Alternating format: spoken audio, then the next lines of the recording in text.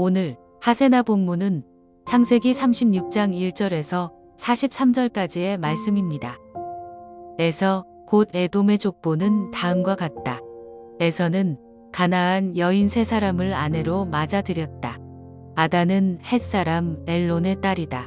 오홀리바마는 히위 사람 시브온의 딸 아나에게서 태어났다. 바스맛은 이스마엘의 딸이며 느바요의 누이이다. 아다는 엘리바스를 낳고 바스맛은 르우엘을 낳고 오홀리바마는 여우스와 얄람과 고라를 낳았다. 이들은 에서의 아들인데 에서가 가나안 땅에서 얻은 아들들이다. 에서는 아내들과 아들들과 딸들과 자기 집의 모든 사람과 집짐승과 또 다른 모든 짐승과 가나안 땅에서 얻은 모든 재산을 이끌고 아우 야곱과는 종 떨어진 다른 곳으로 갔다. 두 사람은 재산이 너무 많아서 함께 살 수 없었다. 그들은 특히 집짐승이 많아서 거기에서 그대로 살 수 없었다. 그래서 에서 곧 에돔은 세일산에 자리를 잡았다. 오늘 말씀을 통해 우리는 에서의 후손들에 관해 묵상하게 됩니다. 야곱이 이스라엘이 되었듯 에서는 앞으로는 곧 에돔으로 일컬음 받게 되어 세일산에 거주하게 되는데 우리는 에서가 에돔으로 불리우고 세일산에 머물게 되는 그 까닭을 25장에서 발견할 수 있습니다. 먼저 에서가 에돔이라고 불리게 된 이유는 에돔은 히브리어로 붉다라는 의미가 있는데 25장 25절을 보면 에서는 태어날 때부터 붉은 사람이었으며 30절을 보면 배가 고팠던 에서가 야곱을 다그치며 빨리 내가 끓이고 있는 붉은 죽을 나에게 달라고 한 사건을 두고 에서의 별명은 이후로 에돔으로 불리게 되었다고 성경은 설명합니다. 또한 그의 붉은 피부를 더불어 그는 전신이 털옷 같았다라고 말하고 있는데요. 털옷 같아서의 털의 발음이 오늘 본문에서 기록하고 있는 세일과 비슷하여서 마치 하나의 언어 유희처럼 피부가 붉고 전신이 털옷 같았던 에서는 에돔으로 불리우게 됐고 세일에 살게 된 것이라고 36장은 기록하고 있는 것입니다. 이 에돔의 족보는 마치 이삭과 이스마엘의 이야기가 분리되듯 야곱과 에서의 분리, 즉 이스라엘과 에돔의 분리라고 볼 수 있으며 상징적으로 봤을 때 하나님 나라의 계보를 잇는 사람들과 비교하여 그러지 못한 자들의 계보라고 생각해도 무관할 것 같습니다. 이삭과 야곱은 어려움을 무릅써서라도 같은 족속의 아내를 찾기 위하여 노력을 하고 먼 길을 떠나며 상당한 노고를 겪을지라도 이 가족의 뿌리를 끝까지 거룩하게 지키려 했다면 에서는 그러지 않았습니다.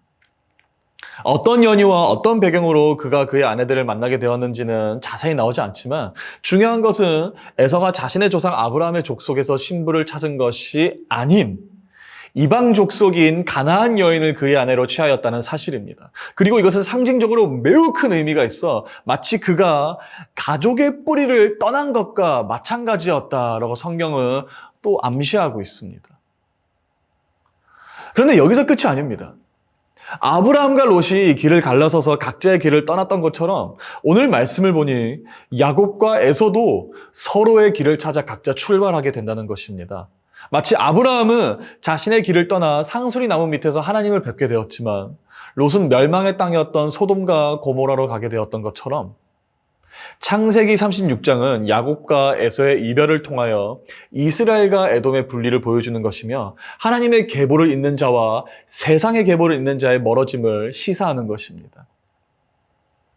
이 에서는 야곱과 같은 땅에서 함께 거주하고 삶을 같이 하기엔 너무 좁다라고 느껴 하나님께서 상속으로 약속하신 땅보다 그의 욕심과 야망이 더욱 거대했다는 것을 우회적으로 암시하는 것이지요.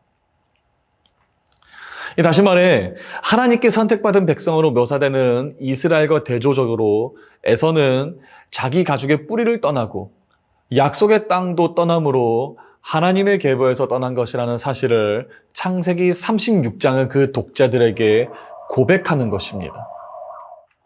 결국 우리는 오늘 족보를 통해 다시 한번 고민해 봐야 할 것은 누가 하나님의 가족이냐라는 것입니다. 어떤 이가 하나님의 계보를 잇게 되는 것이며 누가 하나님의 백성인가라는 질문을 마주치게 되는 것입니다. 그리고 이 질문에 적어도 오늘 본문을 보면 이에 대한 해답을 우리에게 정확하게 이렇게 말씀하고 있습니다. 먼저 하나님의 백성은 그의 가족의 뿌리를 훼손시키지 않는 사람임을 말합니다. 종교와 가치관의 혼합으로 하나님의 백성으로서의 거룩성을 타협하지 않는 자를 뜻하는 것이죠. 마치 이삭과 야곱이 큰 기다림과 희생을 통하여 자신의 족속에서 신부감을 찾아 분별됨을 지켰던 것처럼 하나님 나라의 백성은 하나님의 나라의 가치관과 뜻을 고집하는 사람들을 의미합니다. 하나님 안에서 더욱 정직하고 용서하고 사랑하고 인내하는 자들을 의미하는 것이지요. 두 번째로 하나님의 백성은 약속의 땅을 떠나지 않는 사람입니다. 우리가 오늘 약속의 땅은 과연 무엇이며 그것이 어디인가에 관해 여러 가지 이야기를 할 수 있겠지만 저는 오늘 이 약속의 땅을 바로 교회라고 말하고 싶습니다. 교회는 예수를 그리스도로 모시는 자들이 함께하는 공동체입니다. 그리고 그 공동체를 아끼고 사랑하며 갈망하며 소망하는 자가 바로 약속의 땅을 떠나지 않는 사람입니다. 오늘 혹시 우리가 그리스도인으로서 타협하지 않고 지켜야 할 거룩함이 있습니까? 우리의 삶 가운데 피해를 입을지라도 거룩함을 지키기 위하여 오늘 우리가 포기해야 할 것들이, 희생해야 할 것들이 있습니까? 오늘 우리의 그 희생이 바로 우리를 하나님의 백성이라고 일컬음 받게 할 줄로 믿습니다. 그리고 나아가 혹시 오늘 우리 공동체 안에서 아낌이 필요하고 우리의 사랑이 필요로 하는 사람이 있습니까?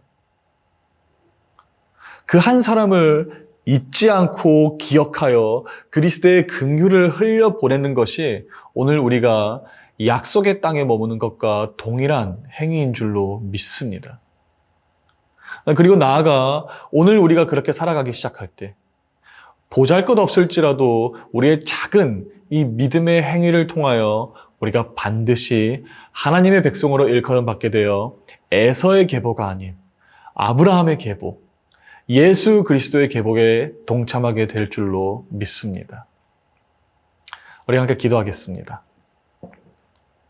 하나님, 훗날 우리가 하나님 나라에 거하게 될 때 우리가 아버지 나라의 그 계보, 아버지의 아들들이, 딸들이 적혀있는 그 계보에 동참할 수 있기를 원합니다. 하나님, 그리하여서 우리가 더욱더 약속의 땅을 기억하여서 교회를 더욱 사랑하고 건물이 아닌 교회라고 불리는 우리 공동체를 더욱더 사랑할 수 있는 우리 그리스도인들 될 수 있도록 하여 주시고, 하나님 무엇보다 우리의 삶 가운데 혼합으로 타협하지 아니하게 하여 주셔서 거룩함을 지키고 이 거룩함을 통하여서 하나님의 나라가 우리의 삶을 통하여서 더욱더 부각되어질 수 있도록 그런 삶을 사는 우리들 될 수 있도록 하여 주시옵소서. 예수님의 이름으로 간절히 기도합니다. 아멘. 오늘도 말씀을 통하여 우리에게 큰 은혜 있기를 주님의 이름으로 축복합니다.